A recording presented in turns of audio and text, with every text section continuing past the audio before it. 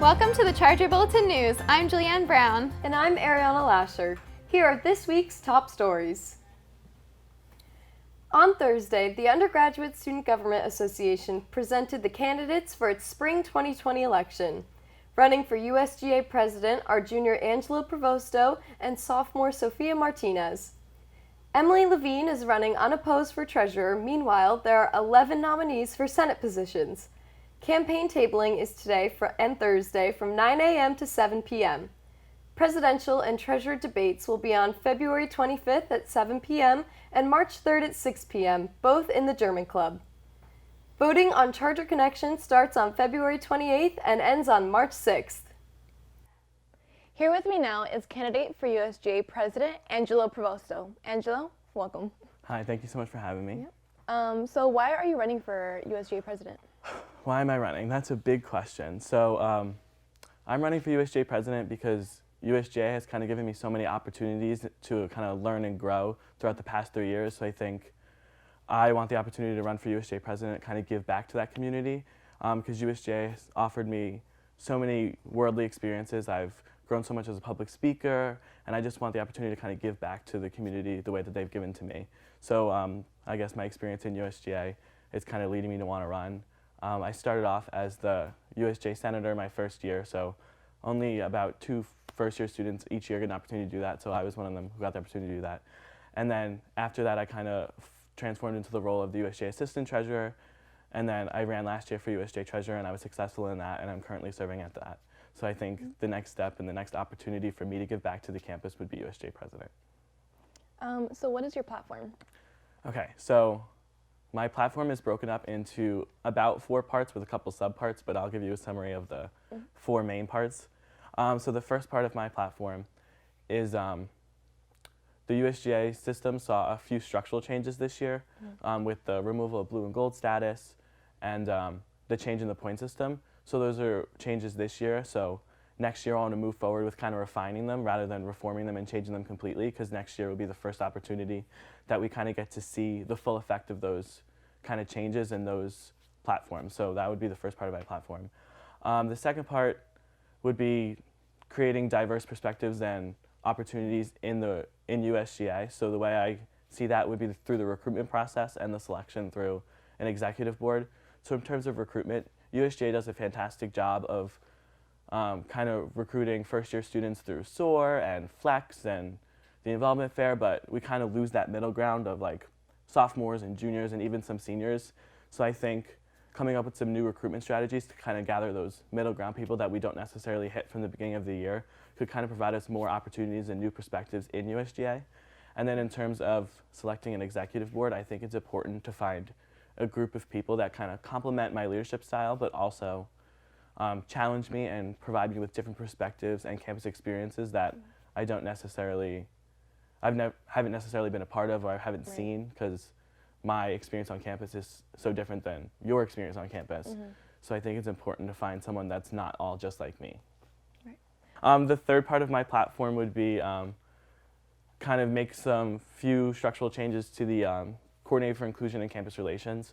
So this is the second year that this position has been in effect, and they kind of work on inclusion for USGA and diversity and programming. I think the first year was a very internal position. It was worked on a lot of USGA programming, and they did some events for like a tea time with USGA and stuff like that. And then this year, it's been very external, and they work on a lot of university committees and served as a liaison for USGA and the university. And I kind of want to bridge that gap and kind of see the way the position was run the first year and the position was run the second year and kind of marry together to kind of see a more, a CICR that works on continuing to be the liaison, but also works as educating USGA on inclusion and other different perspectives.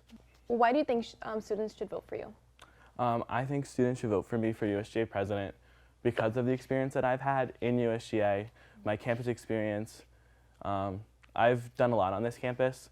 In terms of USGA, like I mentioned before, I was a senator, the assistant treasurer, the treasurer, so I've kind of seen an inner working for how USGA is supposed to run, or some changes that I want to make as per my platform. So I kind of have the experience and the knowledge of what needs to happen internally for USGA and how to actually execute it.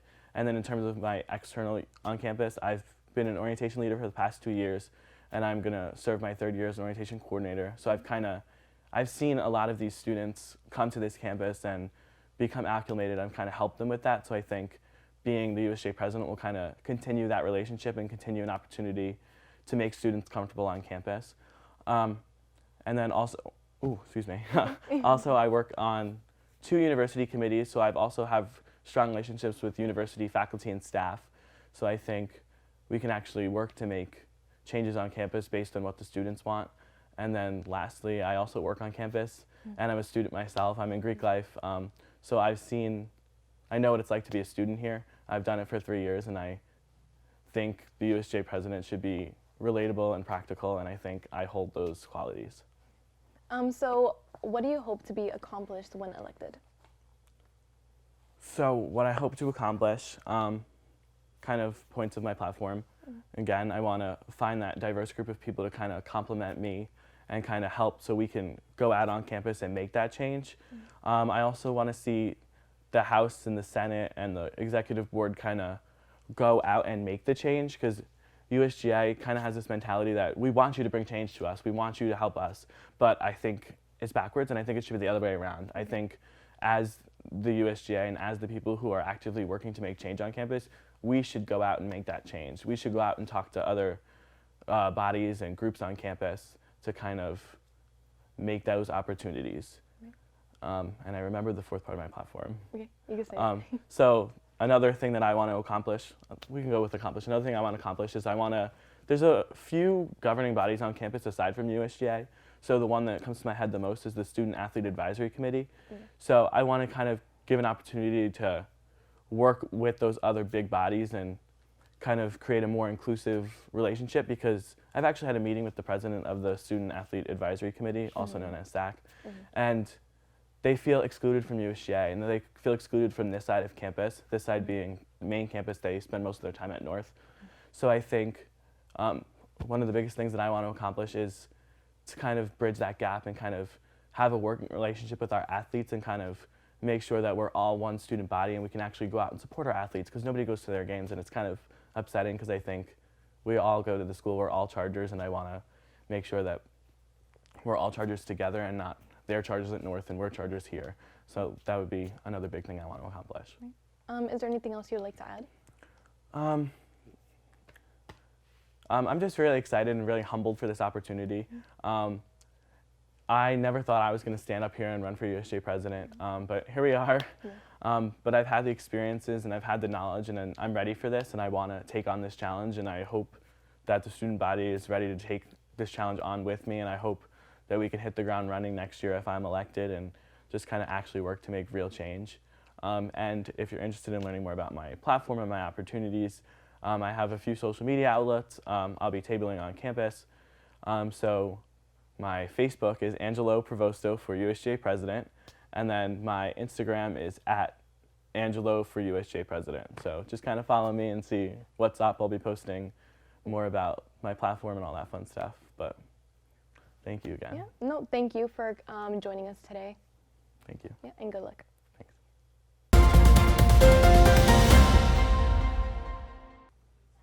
In the sports world of the Chargers, we start on the hardwood with the women's basketball team taking on American International College, where they won 60-46.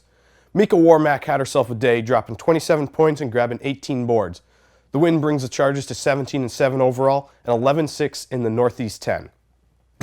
After the women, it was the men's turn against American International College, charging to a 72-61 win.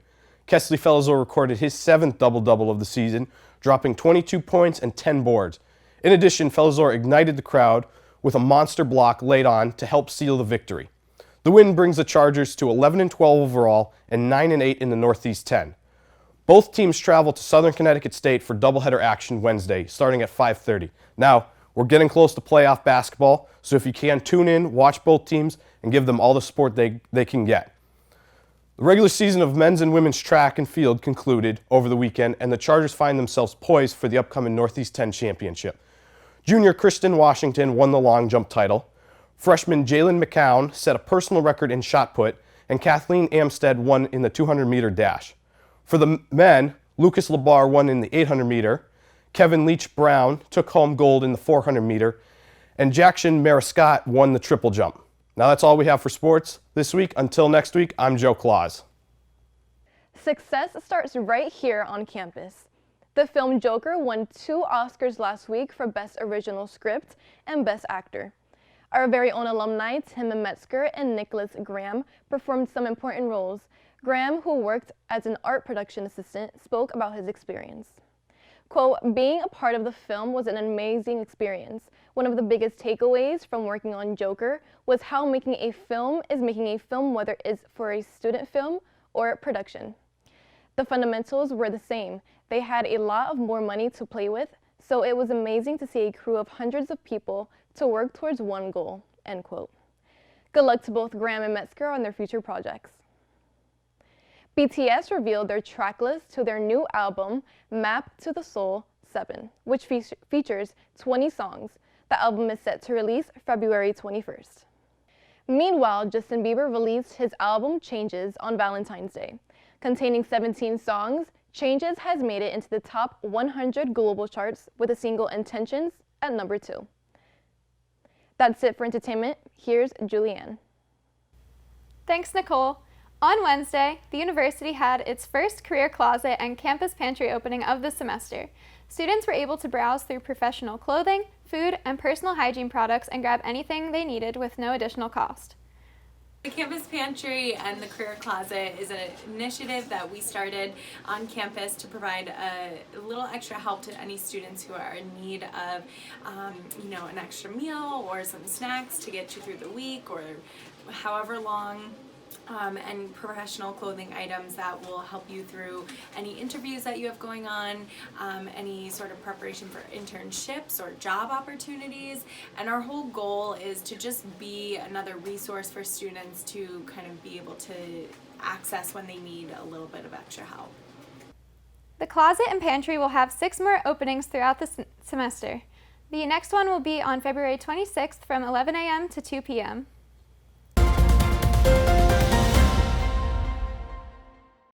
Happening this week on campus. In celebration of Random Acts of Kindness Day, the Office of Community Service will hold a DIY heating pad event on Monday. The heating pads made will be donated to a local animal shelter. On Tuesday, the Career Development Center will have a workshop to help students search for jobs and internships, which leads us to Lockheed Martin Day on Wednesday. The day will include a helicopter landing in the Bixler-Gerber Quad, followed by technology displays, tech talks, and on-site interviewing. On Thursday, there will be a STEM Career Expo in the Beckerman Recreation Center. End your week with a yoga session on Friday and support women's and men's basketball on Saturday starting at 1:30 p.m. That's it for this week's show, but you can find out more in this week's paper edition, which can be found all throughout campus. Also, be sure to check out the ChargerBulletinNews.com and follow us on Instagram, Facebook, and Twitter. Thank you for joining us. Until next week.